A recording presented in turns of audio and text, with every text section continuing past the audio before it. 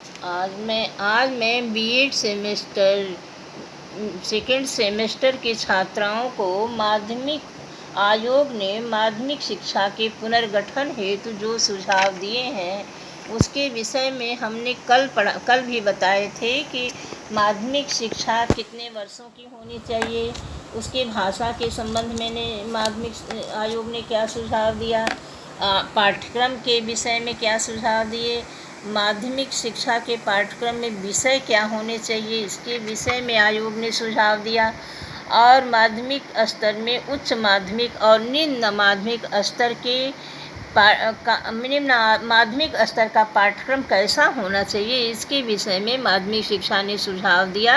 तो उसके विषय में हमने कल आप लोगों को बताया था। अब अगला पॉइंट उसी में है कि शिक्षण विधियों का सुझाव। आयोग ने माध्यमिक शिक्षा में किस शिक्षण विधि का प्रयोग किया जाए इसके विषय में अपने सुझाव दिए। उस आयोग ने कहा कि माध्यमिक शिक्षा की जो शिक्षण विधियां हैं वो उचित नहीं है, उचित शिक्षण विधियों का अभाव है माध्यमिक शिक्षा के पाठ्यक्रम में। वो विधियाँ प्रभावपूर्ण भी नहीं हैं, ऐसी विधियाँ हैं कि जो कि ज़्यादा रटने पर ज़्यादा जोर देती हैं, रटने और मौखिक पे ज़्यादा जोर देती हैं, जबकि उनको वास्तविक मूल्य जो है उनका छात्रों का उससे मूल्यों का विकास नहीं कर पाती हैं। ये जो शिक्षण विधियाँ हैं इनको कहा आयोग ने कि शिक्षण विधियों द्वारा विद्यार्थियों की समस्याओं के समाधान के लिए उनके अंदर योग्यता विकसित करनी चाहिए, ऐसी शिक्षण विधि का प्रयोग किया जाए। क्या और ऐसी शिक्षण विधियों का प्रयोग किया जाए कि ऐसी हो जो शिक्षण विधियाँ कि छात्र व्यक्तिगत अभिव्यक्ति द्वारा ज्ञान प्रदान कर सके। छात्र जो हैं बच्चों को छात्र जो हैं व्यक्तिगत अभिव्यक्ति द्वारा ज्ञान प्रदान कर सकें। और आयोग ने कहा कि प्राविधिक शिक्षा विधि को लोकप्रिय बनाने के लिए प्रयोगात्मक तथा प्रदर्शनात्मक विद्यालयों की स्थापना होना चाहिए। प्रयोगात्मक तथा प्रदर्शनात्मक विद्यालयों की स्थापना होनी चाहिए। इन्होंने आयोग ने ये सब विधियों का प्रयोग किया था। उसके बाद अगला पॉइंट इसमें है कि चरित्र निर्माण संबंधी, कि बच्चों का चरित्र, माध्यमिक स्तर के बच्चों का चरित्र का निर्माण कैसे हो इसके विषय में आयोग ने सुझाव दिया था कि किस तरह से शिक्षा से बच्चों का चरित्र का निर्माण होगा। आयोग ने अपने सुझाव में कहा कि छात्रों के चरित्र के निर्माण के लिए शिक्षकों को उत्तरदायी होना चाहिए। शिक्षक ही छात्रों के चरित्र का निर्माण कर सकते हैं और छात्रों के प्रत्येक कार्यक्रम का उद्देश्य चरित्र निर्माण ही शिक्षा होनी चाहिए। जो उनका शिक्षा का पाठ्यक्रम है उसमें चरित्र निर्माण की शिक्षा जुड़ी होनी चाहिए।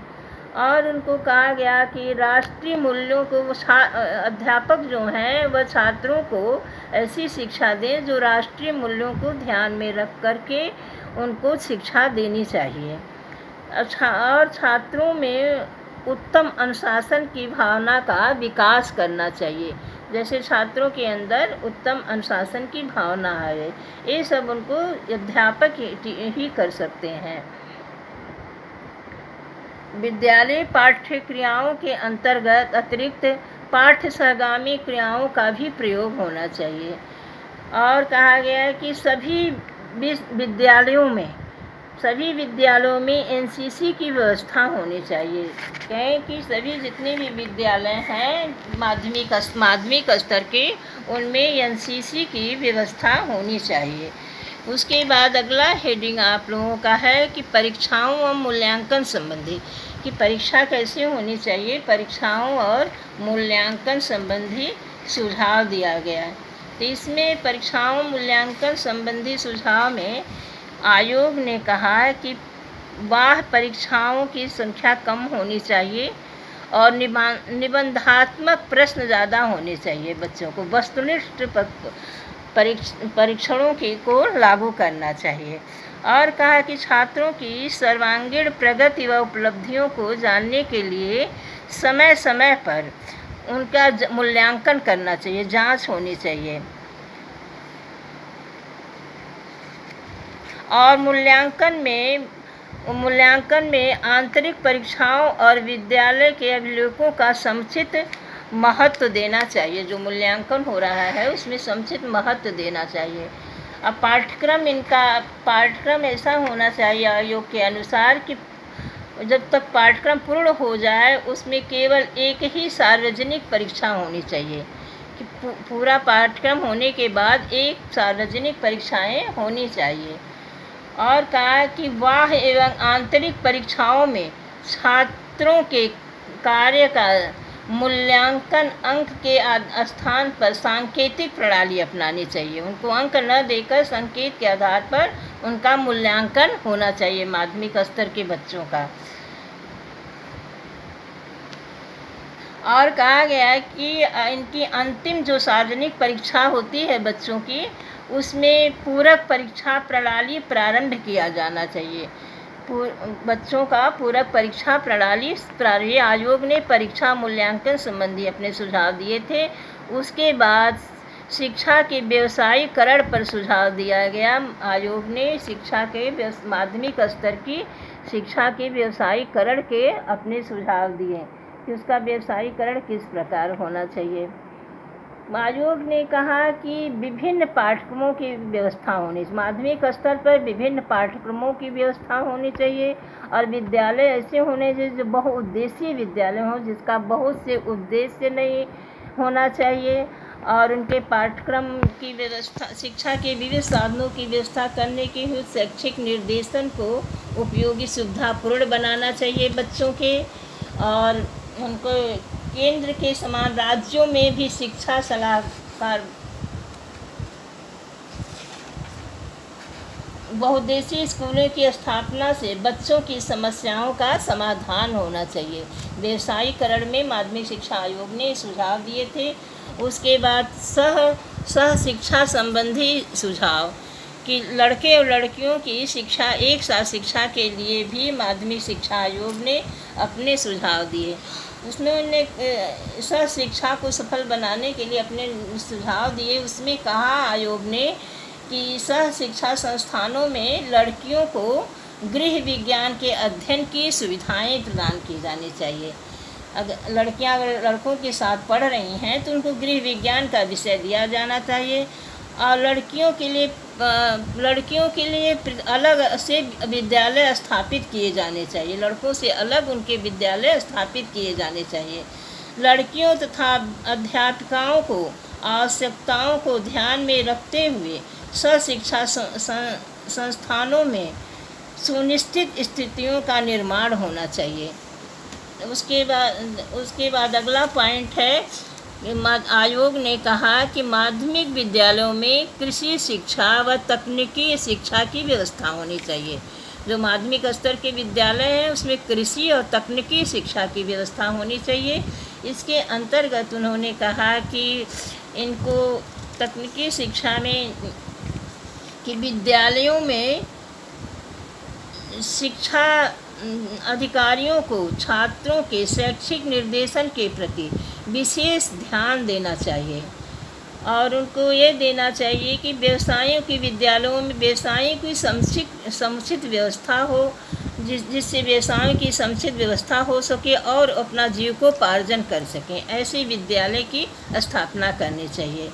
और नए प्रकार के विकसित साधनों द्वारा विभिन्न स्तर के विद्यार्थियों को विभिन्न व्यवसायों का ज्ञान देना चाहिए, जैसे कि औद्योगिक तकनीकी तथा कृषि संबंधी ज्ञान, ये सब ज्ञान बच्चों को देना चाहिए। और इनके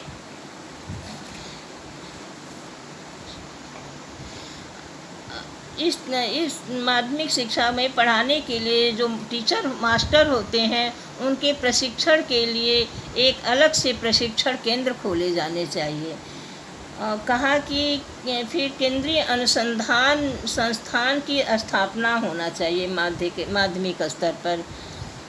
व्यवसायों के संबंध में सूचना देने के लिए जीविकोपार्जन सम्मेलनों का आयोजन किया जाना चाहिए।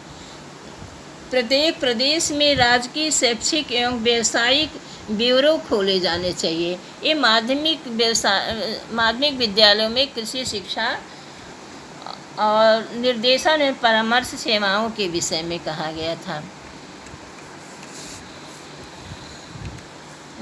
माध्यमिक विद्यालयों में कृषि शिक्षा व तकनीकी संबंधी सुझाव दिए गए थे। उसके बाद है कि प्रशासन पर्यवेक्षण और निरीक्षण कार्यक्रम, कि प्रशासनिक व्यवस्था कैसी होनी चाहिए माध्यमिक स्तर का, उसका पर्यवेक्षण निरीक्षण किस प्रकार करना, किसके द्वारा करवाया जाना चाहिए। इसके लिए आयोग ने अपने सुझाव में कहा था कि ये जो शैक्षिक विषयों पर शिक्षा मंत्री को परामर्श देने का उत्तरदायित्व शिक्षा संचालक पर होना चाहिए।